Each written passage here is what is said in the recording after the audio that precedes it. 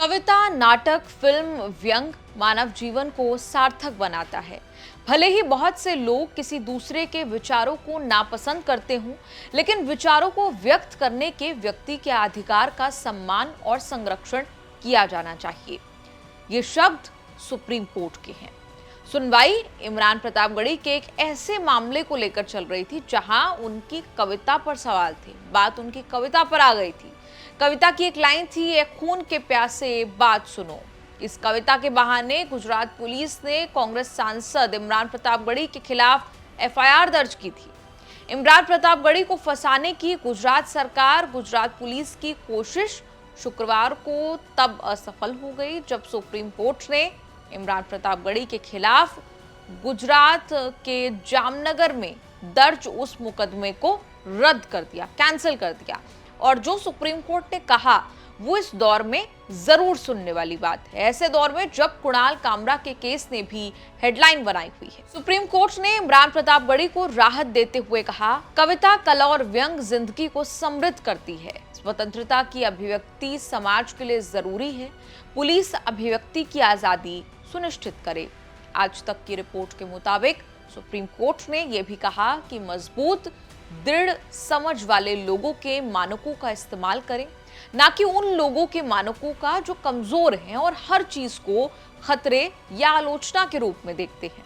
अगर पुलिस मौलिक अधिकारों की रक्षा करने में विफल रहती है तो अदालतों का कर्तव्य है कि वो हस्तक्षेप करें और अधिकारों की रक्षा करें।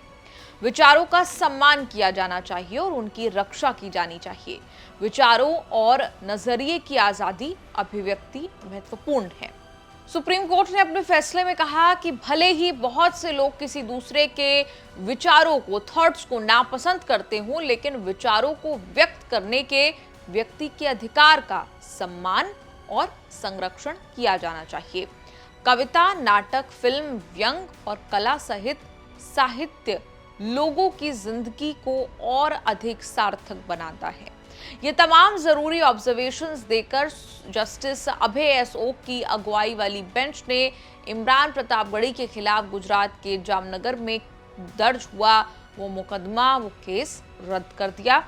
इससे पहले दलीलें सुनने के बाद 3 मार्च को सुप्रीम कोर्ट ने इमरान की याचिका पर फैसला सुरक्षित रख लिया था।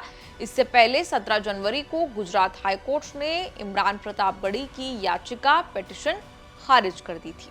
फरवरी में भी इस मामले में जब सुप्रीम कोर्ट में सुनवाई हुई तब न्यायालय ने Gujarat police, Gujarat high court को खूब लपेटा था।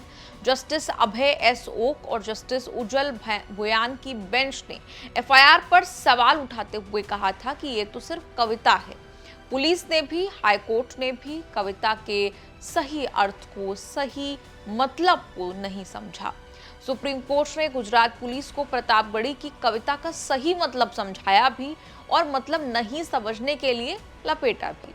बेंच गुजरात हाई कोर्ट जज से इसीलिए निराश हुआ कि उसने एफआईआर को रद्द करने की प्रतापगढ़ी की याचिका रद्द कर दी, लेकिन कविता के मतलब की सराहना नहीं की। सुप्रीम कोर्ट के सामने ये मामला इसलिए आया था कि गुजरात पुलिस ने "ए खून के प्यासे बात सुनो" वाली कविता को लेकर एफआईआर दर्ज की थी। शिकायतकर्ता किशन भाई नंदा ने धार्मिक भावनाएं भड़काने, सांप्रदायिक विवाद पैदा करने, राष्ट्र एकता को नुकसान पहुंचाने जैसे आरोपों को लेकर एफआईआर दर्ज कराई थी।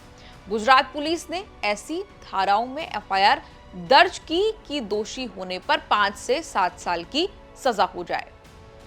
प्रेम और अहिंसा का मैसेज दे रहे थे। इस दलील के साथ इमरान प्रतापगढ़ी एफआईआर रद्द कराने गुजरात हाईकोर्ट पहुंचे थे, लेकिन उनकी कोई सुनवाई नहीं हुई थी। जस्टिस संदीप भट्ट ने इस आधार पर केस खारिज नहीं किया कि जांच शुरुआती दौर में है। इमरान सांसद है, इसलिए जिम्मेदारी से कानूनी प्रक्रिया का पालन करना चाहिए। हाईकोर्ट ने कहा था कि कविता के स्वर से सिंहासन के बारे में कुछ संकेत मिलता है। पोस्ट पर कमेंट से सामाजिक सद्भाव में संभावित गड़बड़ी का संकेत मिलता है। हिमाचल हो, तेलंगाना हो, कर्नाटक हो या फिर महाराष्ट्र, दिल्ली तक जहां जहां कांग्रेस चुनाव लड़ रही होती है, हम जानते हैं वहां वहां इमरान प्रतापगढ़ी जरूर पहुंचते हैं। हर कांग्रेस उम्मीदवार की मिन्नत होती है कि सभा रैली, रोड शो कुछ भी हो, बस इलाके में इमरान प्रतापगढ़ी आने चाहिए, उनकी शेरो शायरी होनी चाहिए। शेरो शायरी करते हुए राजनीति में आए इमरान प्रतापगढ़ी बीजेपी मोदी के खिलाफ बोलने से कतई घबराते नहीं। राहुल गांधी के सिपाही के तौर पर हर राजनीतिक लड़ाई जी जान लगाकर लड़ते हैं, इसीलिए बीजेपी वालों को चुपते भी हैं, फंसाने की साजिश का शिकार भी होते हैं। ऐसी ही साजिश में इमरान प्रतापगढ़ी को फंसाने के चक्कर में बुरी फंस गई गुजरात सरकार, गुजरात पुलिस। लेकिन सुप्रीम कोर्ट ने अब एफआईआर को रद्द कर दिया है जो गुजरात में दर्ज की गई थी, और ऐसी महत्वपूर्ण टिप्पणियां की हैं जो आज के दौर में सुनने के लिए महत्वपूर्ण है, जो शुरुआत में हमने आपको बताई। इस पूरी रिपोर्ट पर आपका क्या कुछ कहना है, कमेंट्स में लिखकर अपनी राय जरूर दें और देखते रहिए न्यूज़ तक।